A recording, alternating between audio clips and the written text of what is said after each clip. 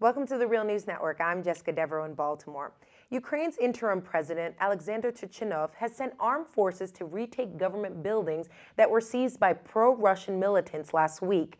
This has been the first military action that the transitional government has ever taken, and there is concern that this will escalate the already unstable political situation in Ukraine.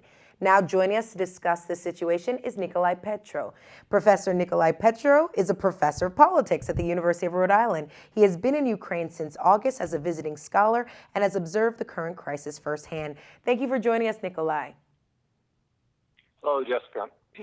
So, Nicolai, we know that the Ukrainian government has taken back an airfield that was seized by militants. How is the transitional government using this takeover to meet their own political goals? And can you give us a sense of how much support there is in Ukraine for these actions? The Ukrainian government at this point needs to show that it can deal with crisis of this sort, which it has faced before in Crimea and not dealt with very well. So now it's facing the same test in another region of Ukraine. And it's important to the constituencies that brought it to power that it prove its effectiveness in being able to deal with these sorts of challenges, particularly because the whole claim of the revolution was that this government would be more effective than its predecessor. What about support for these actions? I guess it depends on where you actually sit geographically, right? Yeah. In the West, support for the revolution has been high, between 70 and 80%. So they tend to view the developments in the eastern part of Ukraine as a secession, something illegal in their eyes, and a rebellion against a legitimate government. In the eastern parts of Ukraine, where 70% or so of the population view what happened in Kiev in February as an illegal coup, they see it as merely a challenge to an illegal authority and therefore trying to reclaim certain rights for themselves that they fear they may have lost. Let's turn and talk about Russia, because Russia says that they aren't the mastermind behind these takeovers and the calls for referendums to succeed from Ukraine. How is the Russian government using this political crisis to meet their own objectives? Russia's objective has been to try to stabilize Ukraine so that it can become again what it was before, which is one of Russia's major trading partners. And in order to do that, it has challenged the authority of the central government, which is trying to turn the country toward the West and away from a closer integration into the Eurasian Union, which Russia is sponsoring. On the other hand, what it is attempting to do in the eastern parts is to insist that they be given greater autonomy, because those are the regions that have instinctively closer ties and closer economic connections with Russia. And if they were given the autonomy they're asking for from Kiev, they would probably sponsor and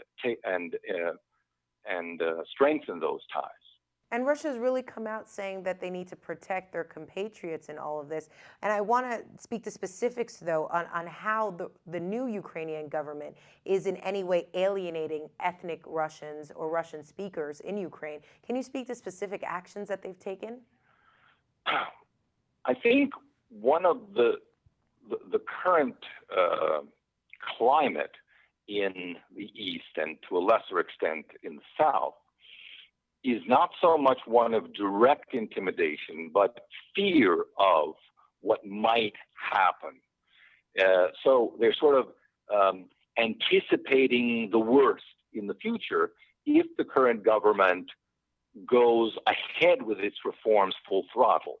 And the precedent they have that they're thinking of is the presidency of Viktor Yushchenko after the Orange Revolution, when there was a government policy of so-called forced Ukrainianization. The current government, which took over in February, is composed of individuals who are even more radically oriented towards supporting Ukrainian and Ukrainianization, I should say. And as a result, they're fearful that what they lived through before in Yushchenko's administration, and which they thought they had defeated in supporting the campaign of Viktor Yushchenko, that might now be coming back even stronger. Okay, so give us a sense of, though, if Russians themselves are in any way influencing or instigating this divide, because from other interviews that we've had with you, Nicolai, and other guests that we've had on this program, they very much say that it's so integrated, the Ukrainian culture, Russian culture. I mean, there's no clear line. Yes, I think that's right. And so it's very easy. That means it's really easy for both sides to claim. Namely, I'm saying, I mean the Kievan government as well as Moscow, to claim that they are supporting the rights of all in insisting that there be equal treatment of all. The question is, who do people in the country actually believe has their interests at heart? And here I think we do have a difference of opinion region by region. Although I don't think there is strong support anywhere, except maybe in Crimea, for outright secession to Russia.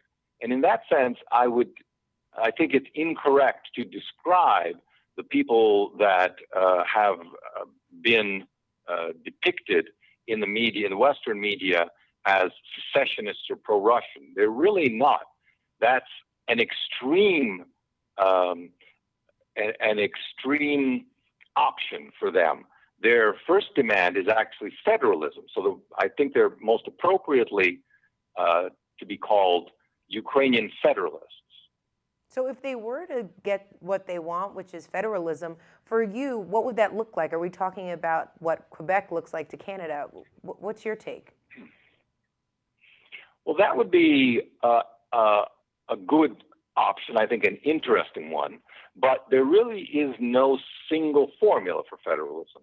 The one thing that defines a federal structure of government is a negotiated relationship between regions and the central government, and the fact that that particular relationship is then enshrined in the Constitution.